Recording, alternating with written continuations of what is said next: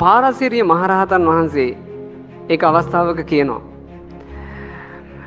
තවුසෙක් ඇහුවා ස්වාමීනි අනාගතේ මොනව වෙයිද? එතකොට පාරාසරිය මුනිදුන් උන්වහන්සේට තිබ්බ අභිඥා බලය අනාගතේ දකින්න.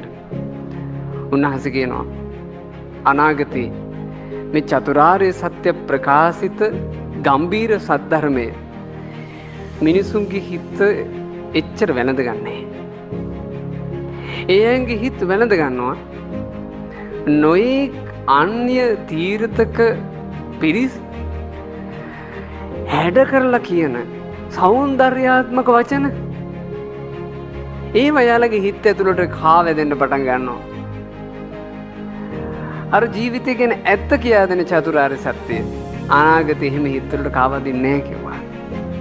උන්වහන්සේ එකල කිව් අනාගතය අද අපේ වර්තමානයයි.